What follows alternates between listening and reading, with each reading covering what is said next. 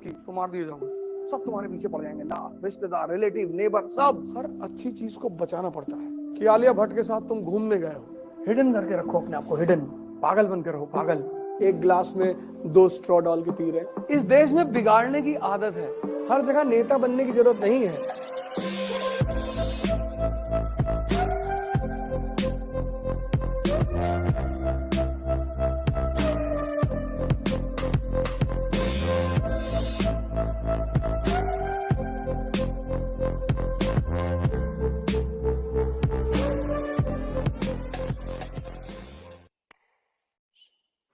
तो जब तुम सपना देखते हो कि आलिया भट्ट के साथ तुम घूमने गए हो लंदन ट्रिप पे, वो लेके गई है तुम्हें, उसके साथ तुम डिनर कर रहे हो, खाना खा रहे हो, डांस कर रहे हो, तो सुबह उठकर अपने पिताजी को बताते हो? सपने कभी मत बताओ किसी को। तुम क्या करना चाहते हो जीवन में, यह बात तुम्हारे साये को भी नहीं पता होना चाहिए।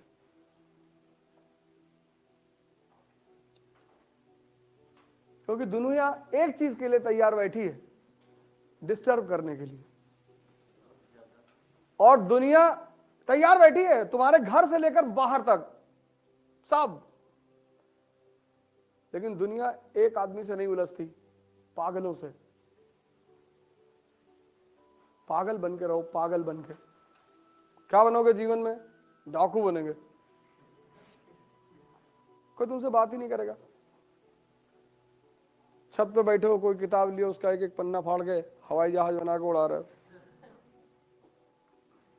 तुमको कोई छेड़ेगा ही नहीं, मोहल्ले में, रिश्तेदारी में, गांव में, कह रहे डिस्टर्ब है साहब। हर जगह नेता बनने की जरूरत नहीं है। शादी में गए हो, बोले जा रहे हो, इंडिया के राजनीति पर बता रहे हो, पॉलिटिक्स में, हर आदमी तुम्हें देख रहा है, चौबे जी का लौंडा बहुत पढ़ रहा है।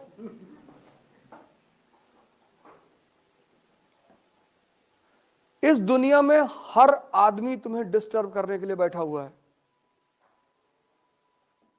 अपनी सपने किसी को मत बताओ, अपनी महत्वाकांक्षा किसी को मत बताओ, बताओ ही मत, मस्त रहो अपने में।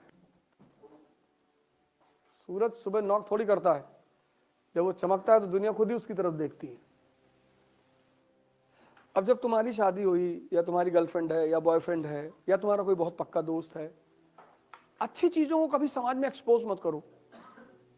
शादी हुई, अब आमतौर पर लोग एक दूसरे को प्रेम दिखाते हैं, एक गिलास में 2 स्ट्रॉ डाल के पी रहे। अगल बगल वालों को दिल में दर्द होता है कि अच्छा बेटा, तुम जिससे सबसे ज्यादा प्यार करते हो ना, उसको सबसे ज्यादा विरोध करो पब्लिकली, तुमको कोई नहीं भड़काएगा। कुछ चीजों को कभी शो मत करना, शो करके मत करना। ध्यान शो करके मत करना, पढ़ाई शो करके मत करना, प्रेम शो मत करना। समाज को बर्दाश्त ही नहीं होता। अभी तुम 10 घंटा पढ़ो, अगल बगल वाले अनरस्ट में आ जाएंगे अगर देख रहे हैं तो। इसीलिए शमशान के लिए इतनी कहानियां उड़ाई गई, क्योंकि ये जो हिंदुस्तानी ध्यानी थे, तो जब ये ध्यान वान करते थे तो आम पब्लिक आगे कोई कुत्ते की हड्डी फेंक गया, कोई पत्थर मार गया, तो फिर इन लोगों ने शमशान में बैठ के ध्यान करना शुरू की। तो अब शमशान में की कहानियां बना दी कि वहां रात में पायल की आवाज आती, और जो शमशान के केयर टेकर है उनके बच्चे दिन रात वहीं रहते हैं, उनको तो नहीं आती। चाहे मुसलमान शमशान हो चाहे हिंदू हो, उनका केयर टेकर फैमिली वहां रहती है ना।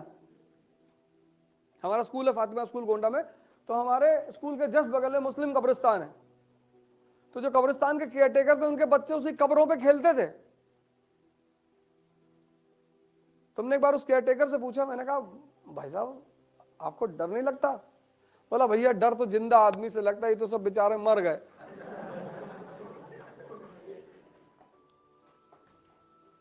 जैसे तुम्हारा कार लेकर आए तुम, नई लीजेंडर, गांव ले गए, तो कुछ लौंडे क्या करेंगे, धीरे से पिन ला कैसे खरीदते हुए चले आएंगे। इस देश में बिगाड़ने की आदत है। नहीं, कार की तो गद्दी में नहीं घुस पाएंगे, लेकिन कील ले आएंगे बड़ी वाली और धीरे से इसे रगड़ते हुए निकल जाएंगे। 40 लाख की टॉप मॉडल फॉर्च्यूनर, और पहले दिन किसी ने मार, और तुम ही गए थे दिखाने गांव में, तो उनको भी तो दर्द हुआ कि तुम्हारा बाप बैलगाड़ी चलते तुम फॉर्च्यूनर लाए हो, तो दर्द उनको भी हुआ। तो उन्होंने अपने छोटे वाले बच्चे से कह दिया, ये ले।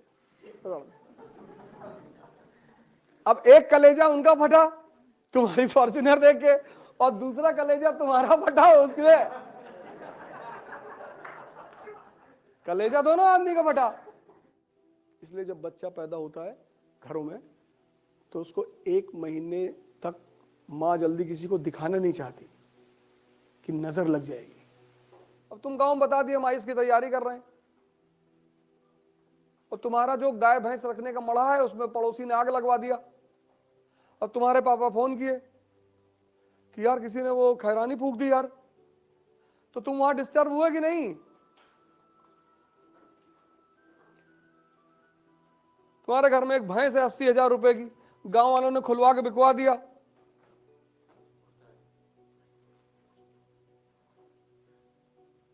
तुम अपने घर में गांव में कुछ मत बताओ, तुम्हारा घर बड़ा सुकून से रहेगा। हमारा एक स्टूडेंट है, तो जब उसका मेंस आया तो गांव में पट्टीदारी है ना, उसका दीवार ही गिरा दिए, ये दीवार अभी अवैध जमीन पे बनी है। उसके भाइयों को मारे भी सब, वो बेचारा भागा बनारस। मुर्दों का कोई दुश्मन नहीं, तुम मुर्दा बन के रहो। अगर मुर्दा जा रहा है तो कोई गाली देता है? मुर्दा बन के रहो, पता ना चले किसी को कि कर क्या रहे हो। गाना छोड़ दो, किसी से मत बताना कि मैं आईएएस की तैयारी कर, बताना ही मत। कोचिंग कहाँ जाते हो? वो एक लड़की आती है इसलिए जा रहे हो। जिंदगी में कभी तुम ये मत दिखाना कि तुम बहुत सीरियस हो, सब तुम्हारे पीछे पड़ जाएंगे ना, रिश्तेदार, रिलेटिव, नेबर, सब। लोगों को एक दिन ऐसे ही सुबह उठे और पता चले 10th रैंक आई इसमें, नाम चेक किया, तुम्हारे पापा का नाम चेक किया, गांव देखा, भागे तुम्हारे घर की तरफ, और तुम कह दिए कि हम तो शिरडी टेम्पल में जाते थे, तो फ्री में जो है वो सब क्वेश्चन दिखाई पड़ गया हमको सपने में।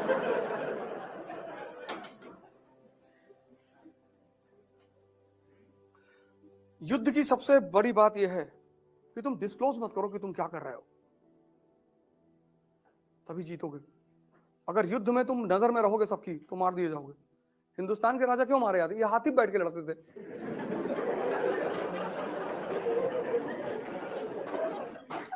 इनका मेन वजह यही था।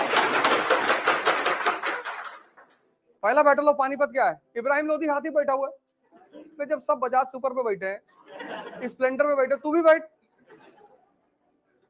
अब जो आदमी बैटलफील्ड में हाथी में बैठा, उस पर निशाना लगाना कितना आसान है। हिडन करके रखो अपने आप को, हिडन।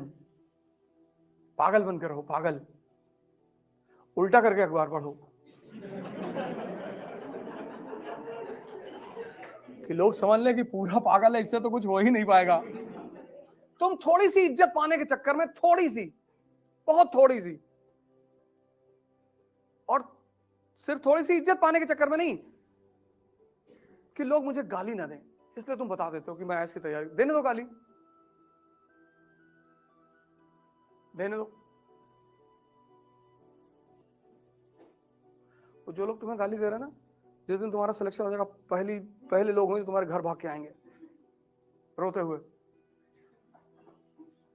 कि भैया ये खुशी के आंसू है, अब पता है। और तब तुम अपना हिसाब करना कि तुम्हारी शक्ल है ना कुत्ते की तरह, कहेंगे हाँ अम्मा भी यही कहती है।